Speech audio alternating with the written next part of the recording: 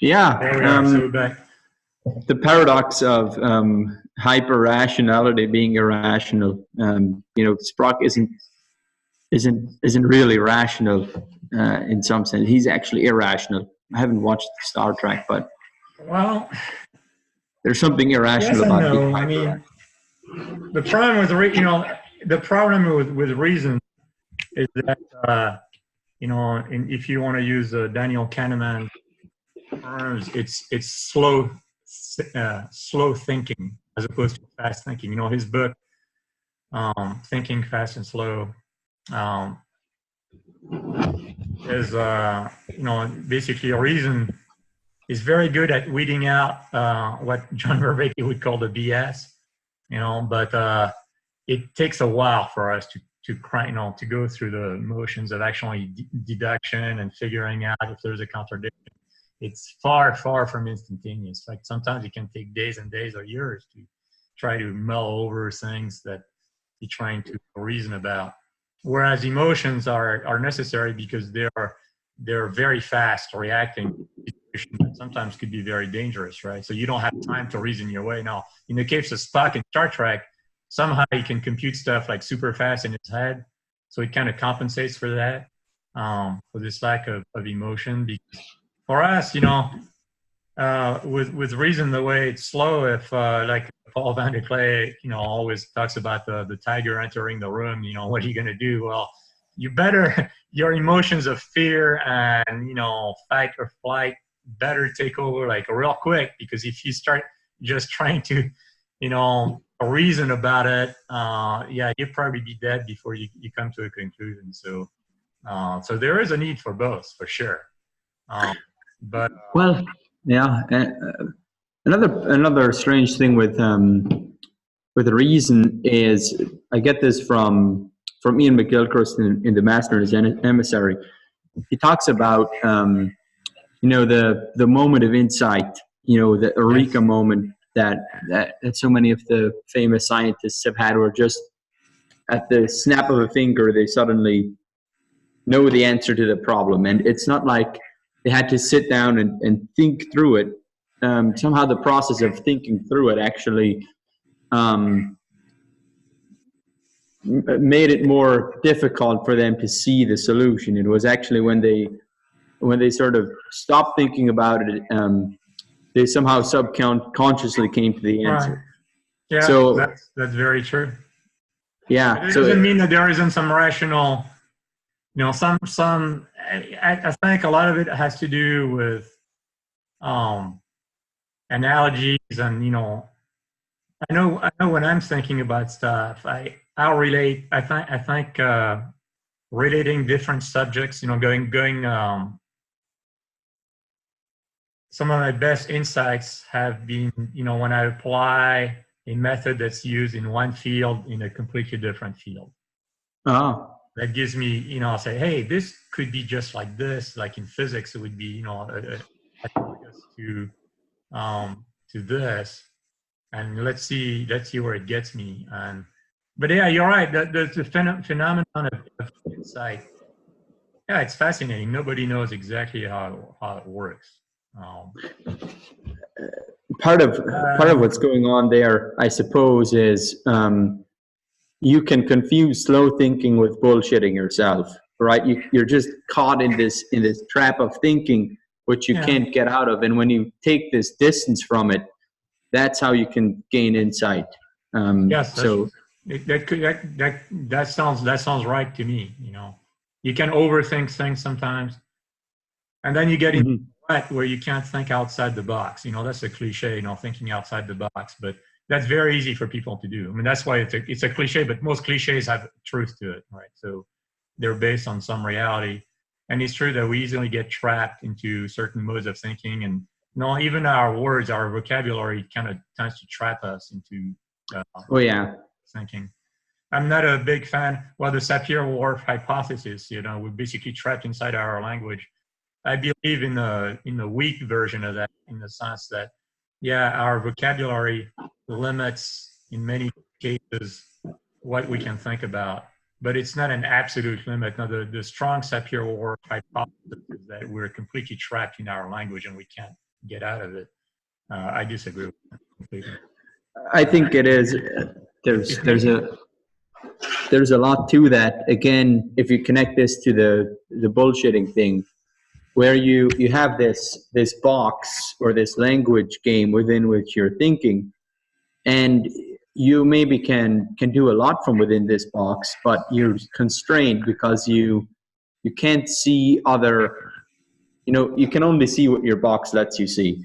And so what you need is an insight that makes you notice that you're within this box and that there is stuff outside of your box. And then you need an insight to close this. Vervaeke talks about that a lot, with the 9-dot problem and so on and so on. So that was very good, part of his lecture. But that's exactly true. It also has to do with the frame problem and things like that. Also, that's human psyche is very complicated, but obviously I believe imagination and is very important insight. It's very mysterious in a way, but on the other hand, I'm not an intuitionist in the sense that just because you have intuition doesn't make it the right thing. You still have to filter it through the filter of reason to try to make sure it's not. Now, sometimes if you don't have time, you have an intuition and you must act now. You don't necessarily have the time. You have to go with your gut instinct. But if you have the time, you should submit it to the filter of reason and see if it really makes sense. So, just this looking inwards to find some kind of inner truth or something like this and say, no, I don't believe in that. I mean, you might find something. You might. But you shouldn't take it for granted that whatever you thought about is necessarily some kind of deep truth or anything. That it could be just BS. And the best check on that is your culture and the people around you. If you start in yourself and you can't catch yourself through reason, which is very hard to do, hopefully people around you help you do it. All right. So very important. That's good. Very important. That's why we have to help each other, and we all make a lot of mistakes. We have people to help us identify those mistakes. Tend to learn more from their own mistakes and others' mistakes. That's just a human trait. You can see a bunch of people make a mistake, and you say, well, it just won't happen to me until it happens to you, and then you learn. Then you learn a lot more. Participatory knowing. It's just the way it is. Yeah, participatory knowing. Hey, that's an interesting topic. What do you think of the 4 types of knowing from Vervaeke? It's very, very interesting. I think it's true. So in the current conversation, you said that truth is just propositional, but I guess you would maybe distinguish between knowing and truth there. Yeah, right. I do definitely distinguish between the two. Truth is a adjective that, or something is true. The true is an adjective that applies to propositions. You can't say like an object is not true. I mean, that makes no sense to me. Say this, like this phone is true. What is that supposed to mean? It means nothing. I can say this is true that this is a phone. So the sentence, this is a phone, is true, but to say the actual phone itself is true, what does that tell me? Nothing. Yeah. You could maybe say that an existence is true. So the phone can be useful. Yeah, I know, but see, people use the word true in different ways, and we instinctively understand what they mean, but we have to be very, very careful because of this. Because ultimately, true or false are things that apply to the descriptive function of language, not even just language, propositions, the descriptive propositions. Like in the argument, the human language has, the model I have, the human language has four functions to it. So, at the bottom level, you have a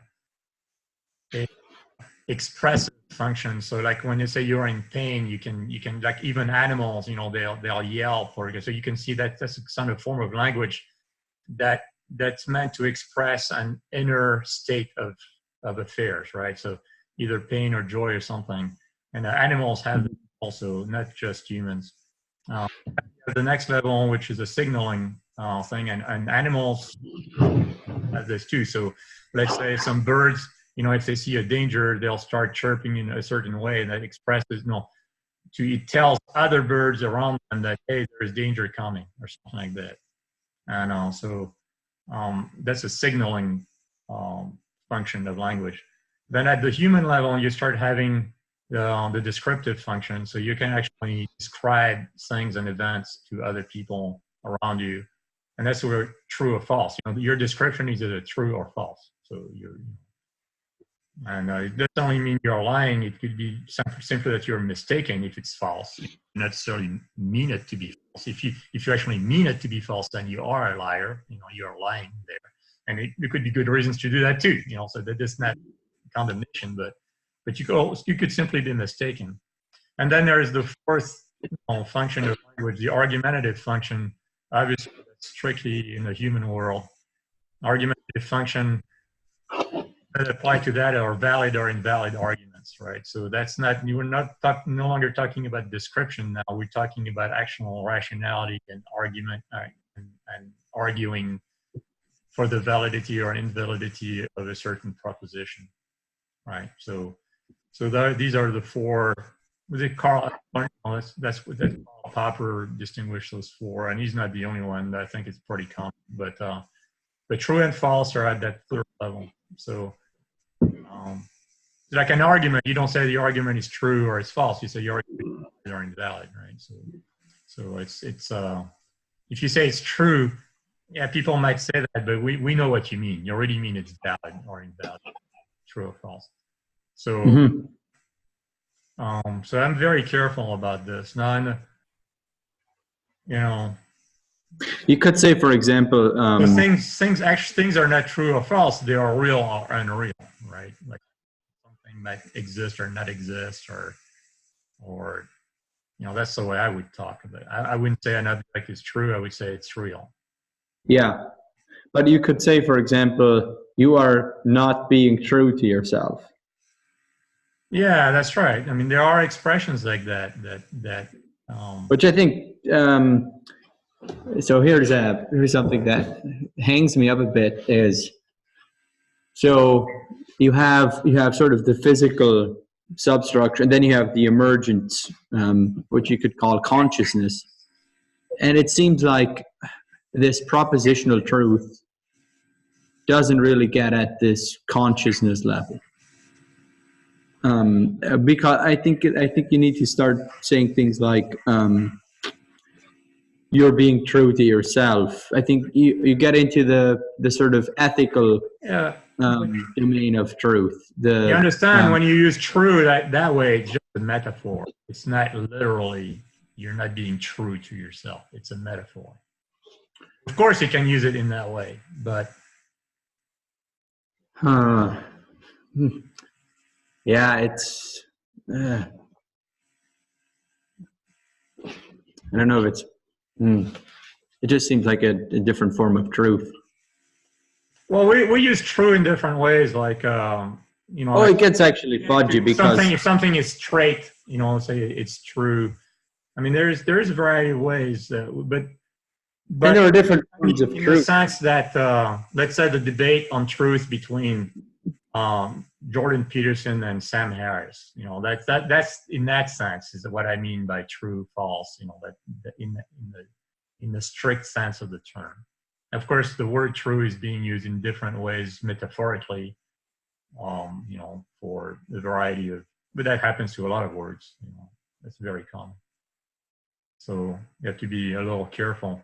But yeah, I mean, obviously, we all know what that means, being true to yourself. But basically, it's a sort of equivalent to saying that you should not believe false propositions about yourself or something like that. you know. Well, it's more like you shouldn't um, you shouldn't act in a way that's not in accordance to the Yes. propositions you claim to believe. All right. So there's Yeah. sort of Yeah. this acting out of what you hold to be true. Yes. That's a Correct. that's so in that This is sense, action can be true or false. Well, so again, yeah, I wouldn't really want to use the language of I don't know. false. Yeah. Yeah, Pretty that's just careful because you get into trouble when you're going. To me, it's more of a metaphoric, you know, more than anything else. So you have to be very careful how you use this. But yeah, I mean, in a sense, I agree. That's how we use it. Being true to yourself is acting in accordance with what your most what you believe. beliefs tell you to do, right? So, Hmm.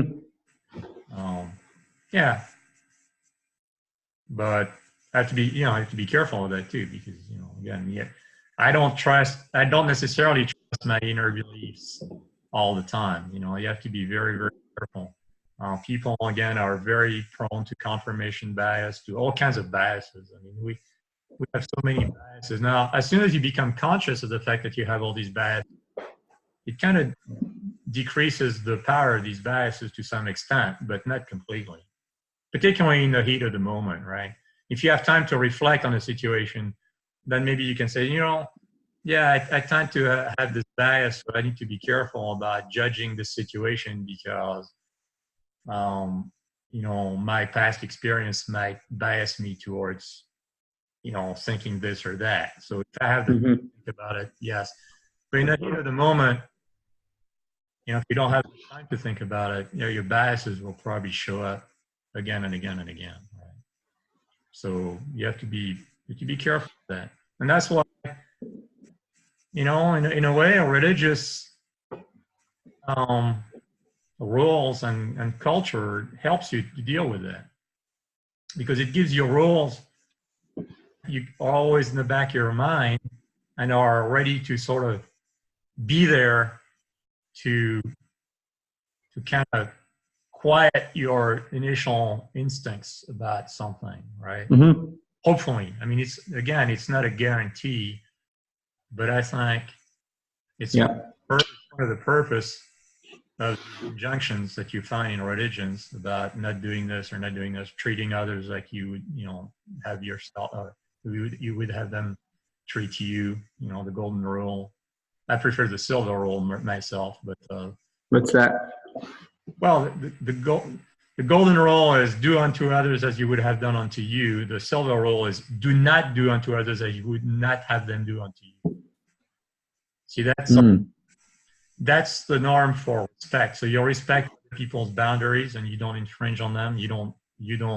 Um, if you don't want them to bother you, then don't bother them, kind of thing. Do unto you as to you would have them do unto you, Hmm. unto others like that. The golden rule is more of a rule that speaks to loving other people, right? Because I mean, if you want others do to you, well, what do you want? You want them to give you things, or I mean, I don't know what everybody's going to be separate, but obviously, it's a little different because you really can't treat everybody like this, right? I mean, I want my family to treat me in a certain way, but I certainly don't expect the entire rest of the world to treat me that way. They can't possibly love me like family, right? So do unto you, well, do unto others as you would have done unto you. Well, yeah, I expect my family to do unto me certain things that I don't expect people, far away from me, even in my community that are not my relatives, to do to me. So it's a very different standard.